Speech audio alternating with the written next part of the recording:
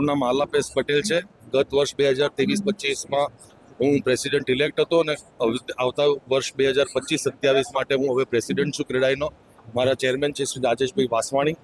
Ease of doing બિઝનેસમાં અમારું ધ્યાન કેન્દ્રિત હશે કે અમારા ડેવલપર મિત્રોને જેટલી સરળ રીતના જે સરકારી પરમિશનો લેવાની હોય છે સરળ રીતના મળી જાય એની પર અમારું ફોકસ હશે. પ્લસ અમારું ફોકસ ગ્રીન બિલ્ડિંગ તરફનું વધારે હશે અને સ્કિલ ડેવલપમેન્ટ એટલે કે લેબર્સ એટલે શ્રમિકો, પ્રોફેશનલ્સ, કોન્ટ્રાક્ટર્સ એ બધાને સારી રીતના સ્કિલ ડેવલપમેન્ટ એમની સાઇટ ઉપર મળી રહે એવા અમારા પ્રયત્નો હશે. અમારું ધ્યેય પણ પ્રજાને એમના પોતાના બજેટમાં એમનું મકાન મળી રહે એ જ હોય છે. જ્યારે રિંગ રોડના 1 કિલોમીટરને ફરતે રેસિડેન્શિયલ અફોર્ડેબલ હાઉસિંગ સરકારે ડિક્લેર કરેલો છે, ત્યારે જ્યાં ડેવલપરને એવું લાગશે કે જે એરિયામાં અહીંયા આ પર્ટિક્યુલર આટલા સ્ક્વેર મીટરના એરિયાની ખપત છે ત્યાં એ એટલા જ મીટરની સ્કીમ મૂકશે અને બને એટલું પ્રજાને ઓછા બજેટમાં અને એને પોસાય એવા ભાવમાં મકાન મળી રહે તેવો અમે ડેવલપર મિત્રોને પણ કહીશું.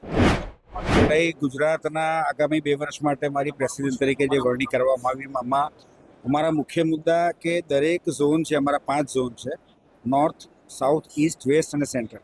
એ 5 ઝોનના સિટીના જે પ્રશ્નો છે એ ખાસ કરીને એ લોકોના પ્રશ્નોની અમે ચેપ્ટરોની વિઝિટ કરીશું અને દરેક ચેપ્ટરોમાં અને દરેક સિટીમાં જે ઇસ્યુ ઊભા થયા છે, ખાસ કરીને આજે 9 મહાનગરપાલિકાઓ છે જેને જાન્યુઆરીમાં ગવર્મેન્ટે ડિક્લેર કરી છે. એમાંથી 8 મહાનગરપાલિકાઓને D2 કેટેગરીમાં મૂક્યા છે. એમાં માનનીય મુખ્યમંત્રીશ્રી એમને આશ્વાસન આપ્યું છે કે જ્યાં સુધી પ્રોપર વર્કઆઉટ ના થાય ત્યાં સુધી એને D4 કેટેગરીમાં કરી આપવાની ખાતરી આપી છે. અને આગામી વર્ષોમાં અમારા ખાસ કરીને જે યુથ વિંગ છે અમારી અને ક્રેડાઈ ગુજરાતની જે તમામ છે અને મેન અમારા ક્રેડાઈ નેશનલના જે વિઝનરી પ્રેસિડેન્ટ છે એમણે જે 5 મુદ્દાનું આહ્વાન કર્યું છે એને અમે ખાસ કરીને ફોકસ કરવાના છીએ.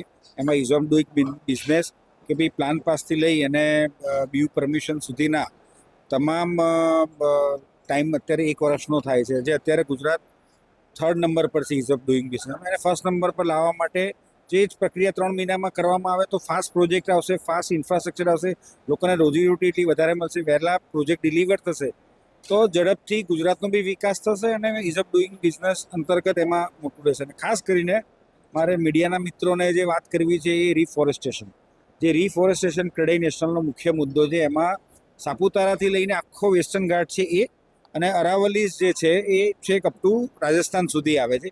અરાવલીઝમાં અમે માન્ય મુખ્યમંત્રીશ્રીને અંબાજી જે માતા અંબાજીનું હૃદય સ્થાન છે ત્યાંથી અમે આખું રિફોરેસ્ટેશન માટેની જગ્યાની માંગણી કરી છે અને ત્યાંથી જ એની શરૂઆત કરવા માંગીએ છીએ. એટલે એક રિફોરેસ્ટેશન કરીએ તો આપણું જે મોન્સૂન આવતું હોય છે એ વહેલું આવે છે અને એનાથી આખું વાતાવરણ અને જે કંઈ છે એ થાય છે. એટલે એ મારો મુખ્ય ઉદ્દેશ એ રહેવાનો છે આગામી 2 વર્ષ.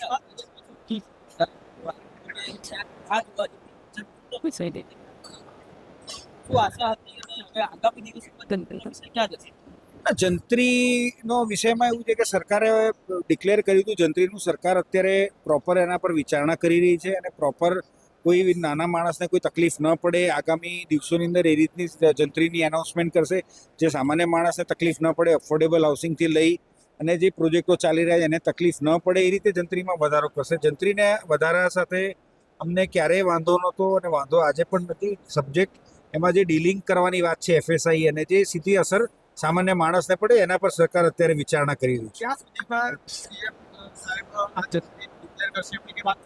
ના, એવી કોઈ વાત નથી રહી ચોક્કસ, પણ CM સાહેબ 100% કન્વિન્સ છે કેમ કે એમને પ્રજાનું પેઇન ખબર છે કે પ્રોપર્ટીના રેટ ગવર્મેન્ટના લીધે થઈને વધવા ન જોઈએ અને જે અફોર્ડેબલ હાઉસિંગ છે 25 લાખથી 75 લાખના જે ઘરો છે એ કેમ કરીને એ જ ભાવ મેન્ટેન રહે એના માટેના એમના અત્યારે જંત્રી વધારવા પાછળના એ પ્રયાસો છે કે જંત્રી વધારવાથી સામાન્ય માણસને ઘર સેમ પ્રાઇસમાં મળી રહે એના પર અત્યારે સરકાર વિચારણા કરી રહી છે.